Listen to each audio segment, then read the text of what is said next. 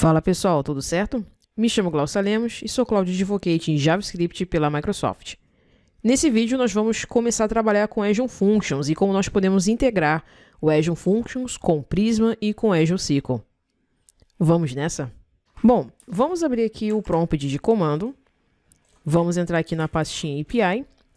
Eu espero que até nesse ponto você já tenha instalado aí o Azure Functions, tá? Aqui na verdade eu estou usando, se não me engano, a versão 4.x, se não me engano, como vocês podem ver aqui na imagem. Depois que a gente entrar aqui na pastinha API, o comando para criar a nossa primeira função, que vai ser o Create Employee, ou seja, criar um novo funcionário, vai ser o comando funcNew. Depois que a gente digita esse comando, vai aparecer inúmeros templates diferentes do Azure Functions disponíveis pelo serviço.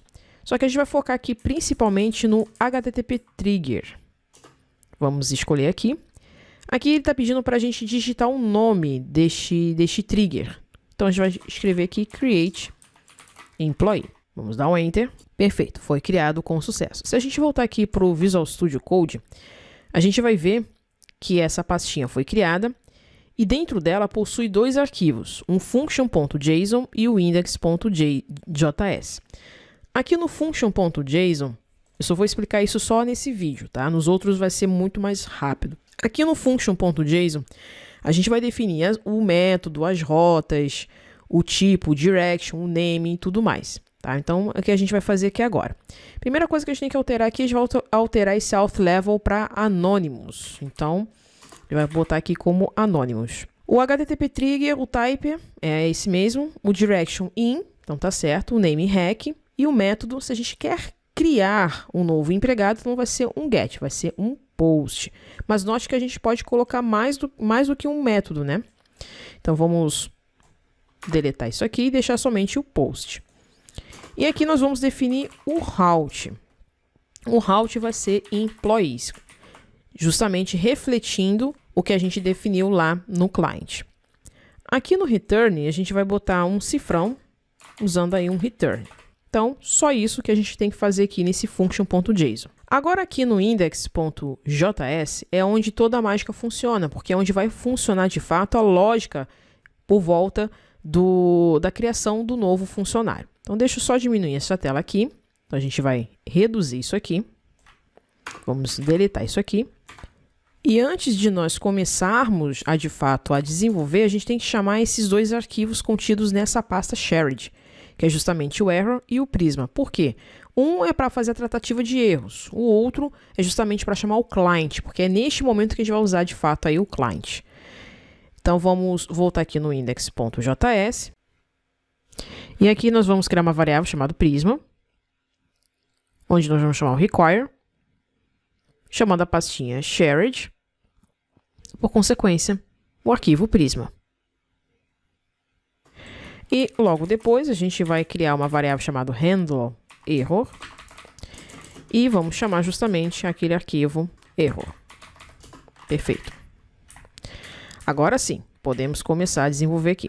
Tudo tem que estar dentro de um bloco de um try-catch, né? Então vamos botar aqui um try-catch. Então vamos lá. Se a gente voltar aqui no nosso modelo, a gente vai perceber que aqui no nosso modelo nós temos alguns campos para employee. Temos Employee ID, Name, Job Role, Salary, Employee Registration, Created at, Updated at. Esse campo aqui, esse e esse a gente não precisa incluir. Então, a gente só precisa incluir da linha 13 à linha 16. Então, a gente vai incluir aqui. O que a gente vai fazer? A gente vai botar aqui um const. Vamos usar o desconstrutor, né? Job Role. Vamos botar aqui também o Salary e o Employee Registration. Feito isso, vamos chamar aqui um hack body. Logo depois, a gente precisa saber se o funcionário que a gente está criando já existe na base de dados. Então, vamos criar aqui algumas regrinhas, tá?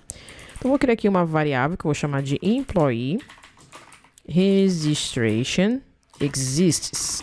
Vou chamar aqui await, chamando agora o prisma, ponto, employee, note que ele já encontrou a propriedade employee, ponto. Aí sim, olha o conjunto de informações que nós temos aqui no Prisma. Nós temos aggregate, o count, o create main, delete main, find first, find main, find unique, group by, update main e por aí vai. Nesse caso aqui, se eu quero encontrar uma determinada pessoa, então eu vou usar aqui o find unique. Então, nesse caso aqui, vamos usar o find unique, onde, vamos botar aqui, que a gente vai encontrar justamente pelo employee registration.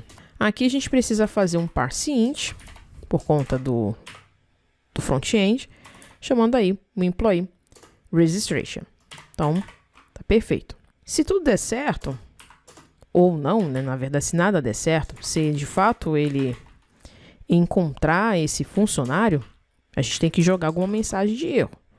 Vamos fazer aqui um return, handle erro, chamando aí um 409 e dizendo que esse empregado já existe.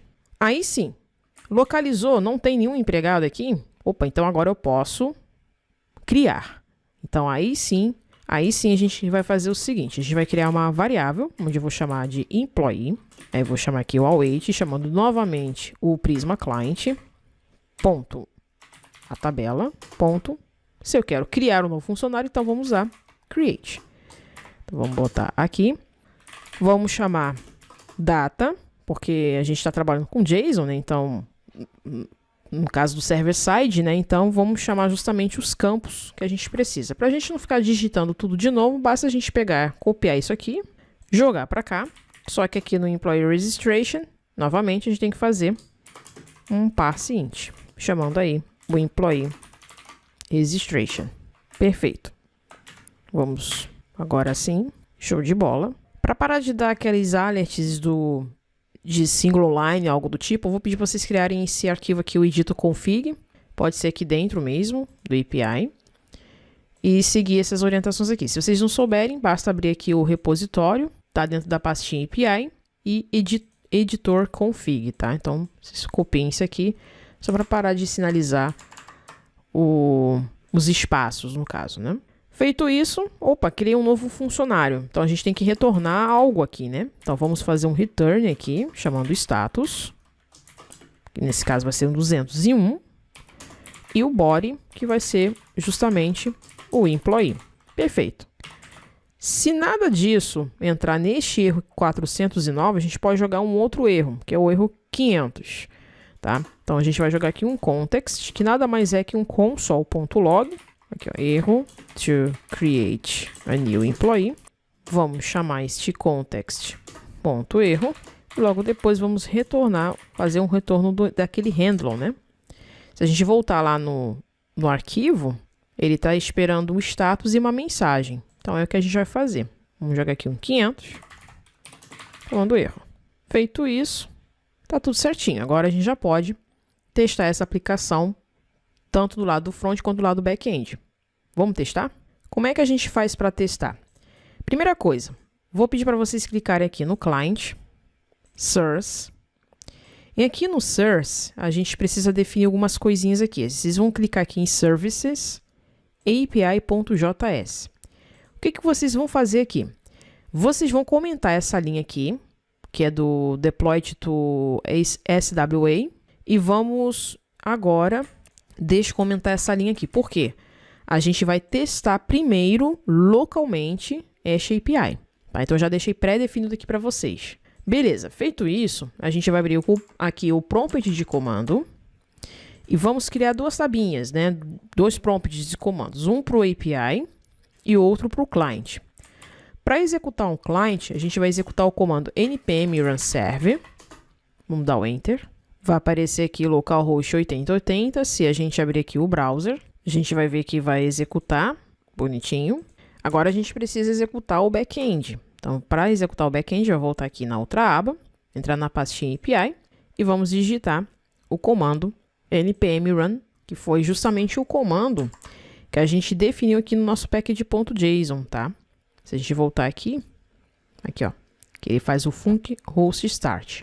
Note que no momento que a gente executa este comando, ele já mostra para a gente aqui a rota que nós acabamos de criar localmente aqui, usando o Azure Functions. Só que a gente precisa testar para ver se vai funcionar. Vamos lá no browser e vamos criar um outro empregado aqui. Eu vou botar aqui o nome do Alex Ruhani, que é do Prisma. Ele é Developer Advocate do Prisma. Vou botar que o salário dele aqui é de $6.000. E o registro dele, vou botar uma numeração qualquer aqui. Tem que ter uma limitação de 6 dígitos. Não vai aparecer aqui. Não vai listar para a gente, porque a gente ainda não criou o listar. Mas a gente pode testar da seguinte forma. Vamos agora no Azure, no portal Azure. E vamos ver se o Alex Lurhane vai aparecer aqui. Então, estou usando aqui o Query Editor. Vamos clicar aqui em Run. E apareceu. E está funcionando perfeitamente. Só para revisar, nós acabamos de criar aqui um novo empregado, usando justamente o Azure Functions, integrado com Azure SQL e com Prisma. Vocês viram que em poucos minutos a gente pôde criar, embora já tem algum tempo que a gente está gravando esse vídeo, porém, porque eu estou explicando detalhadamente agora, quando a gente for criar as outras funções vai ser muito mais rápido.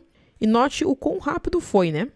A gente simplesmente criou aqui uma pasta, definiu a rota, o tipo do level, o retorno e depois toda a lógica por volta do Create Employee. Então, nos vemos no próximo vídeo, pessoal.